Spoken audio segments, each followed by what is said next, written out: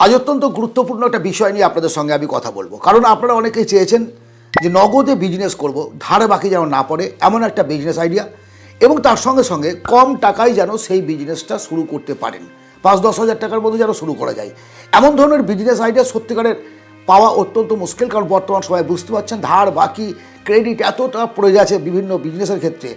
তারপরেও যে তিনটে বিজনেস আইডিয়া আপনাদের আমি দেবো, সেই তিনটি ব্যবসায় ধার নেই বললেই চলে, ধার নেই।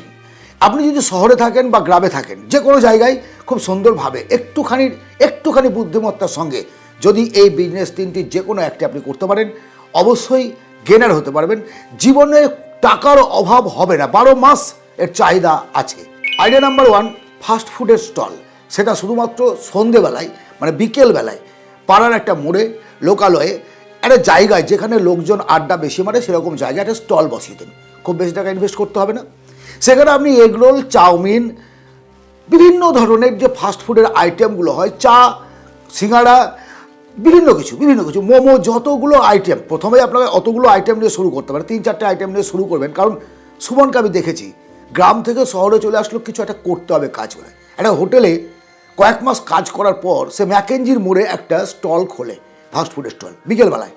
আজকে আপনি চিন্তা করতে পারবেন না, আপনি ওখানে গিয়ে দেখবেন যে তার আন্ডারে 4টে ছেলে কাজ করছে।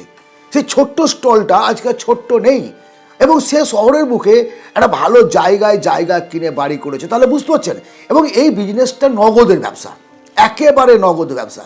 যদি ইচ্ছে করেন, আপনার যদি ইন্টারেস্ট থাকে, আপনার যদি ভালোবাসা থাকে এই ব্যবসার প্রতি, আপনি অবশ্যই গ্রহণ করতে পারবেন। Idea number 2, seasonal fruits and vegetable. চাহিদা নেই বলুন, যে সিজনে যে সবজি বা যে ফল অ্যাভেলেবল তখন দাম কম থাকে, আপনি কম দামে কিনতে পারছেন একেবারে বাগান থেকে, চাষির কাছ থেকে, এবং সেইটা আপনি বিক্রি করছেন। এই ব্যবসাটা কিন্তু নগদের ব্যবসা।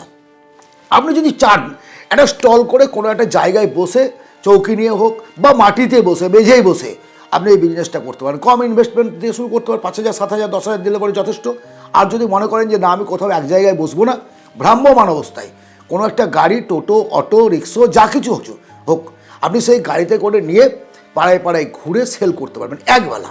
যদি একবেলা সেল করেন তাহলে যথেষ্ট। এবং এই বিজনেসটা কিন্তু নগদে, আমি বারবার বলছি, নগদে ব্যবসা করতে চান এবং কম টাকায় ব্যবসা করতে চান তাদের জন্য বলছি। যাদের কোটি কোটি টাকার মালিক, যাদের প্রচুর টাকা আছে, বড় ইন্ডাস্ট্রি খুলুন, বড় কোম্পানি তৈরি করুন এবং বড় দোকান করুন, শোরুম করুন, ব্যাপারটা আলাদা। কিন্তু গরিব মধ্যবিত্ত পরিবারের ছেলে মেয়ে যারা টাকা ইনকাম করতে চান, যারা জীবনটাকে সুন্দরভাবে কাটাতে চান এবং নগদে, যাতে আমার মূলধনটা নষ্ট না হয়, তাদের জন্য আমার প্রচেষ্টা। আইডিয়া নাম্বার 3, অত্যন্ত সুন্দর একটা ব্যবসা, যা আজও চলবে, আগামী দিনেও চলবে। সেটা হচ্ছে মোবাইল রিপেয়ারিং এবং মোবাইল অ্যাসেসরিজ। আমি এই বিষয়ে আলাদাভাবে ভিডিও বানিয়েছি, আপনারা দেখতে পারেন। মোবাইল রিপেয়ারিং, আমি সঞ্জয়ের কথা বলছি। সঞ্জয় আমার গ্রামের ছেলে, আমার পাড়ার ছেলে। সে একটা মোবাইলের দোকানে কিছুদিন কাজ করলো, কিছুদিন মানে মোটামুটি মাস 6 বা 1 বছর কাজ করেছে। কিছু টাকা সে ওই জায়গায় কাজ করে সঞ্চয় করতে পেরেছে। এইবার সে একটা মোবাইল অ্যাসেসরিজের এবং মোবাইল টেকনিশিয়ানের দোকান করলো, রিপেয়ারিংয়ের। আজকের দিনে আমি বলছি শোরুম আছে, আপনি সেখানে যাবেন, সেখানে কাজ করাবেন, সার্ভিস সেন্টার আছে, সেখানে গিয়ে কাজ করবেন, কিন্তু লাইন দিয়ে বসে থাকতে হবে। আজকের কাজ আজ পাবেন না। ছোটোখাটো প্রবলেমের জন্য কেউ ওই সার্ভিস সেন্টারে গিয়ে বসে থাকবে না।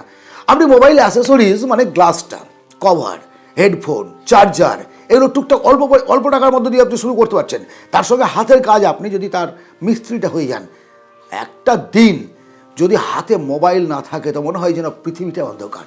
আজকে এমন একটা সময় চলে এসছে, আবাল বৃদ্ধ বনিতা প্রত্যেকের হাতে একটা করে মোবাইল, এবং সেই মোবাইল সবাই খারাপ কাজে ব্যবহার করে, আমি তা কিন্তু বলছি না।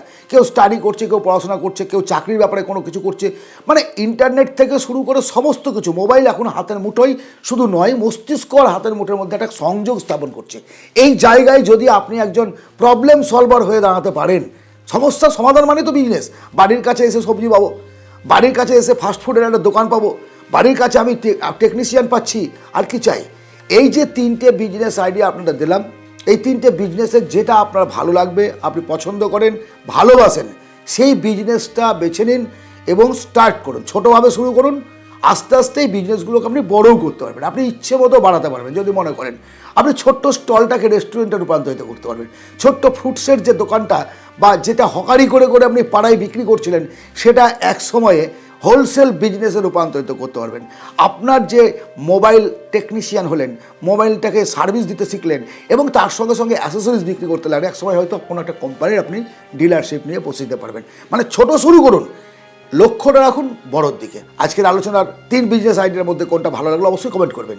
এই ধরনের ভিডিও আপনারা চান কিনা জানাবেন। যদি অন্য কোনো বিষয়, বিজনেস সংক্রান্ত কোনো বিষয়ে আপনাদের প্রশ্ন থাকে অবশ্যই আমাকে কমেন্টে করবেন, আমি চেষ্টা করব সেই প্রশ্নগুলো যথাযথ উত্তর দেওয়ার। অবশ্যই একটা লাইক করবেন, সাবস্ক্রাইব করবেন, শেয়ার করবেন বন্ধুবান্ধবদের সঙ্গে। ভালো থাকবেন, আবার দেখা হবে অন্য ভিডিওতে। ধন্যবাদ।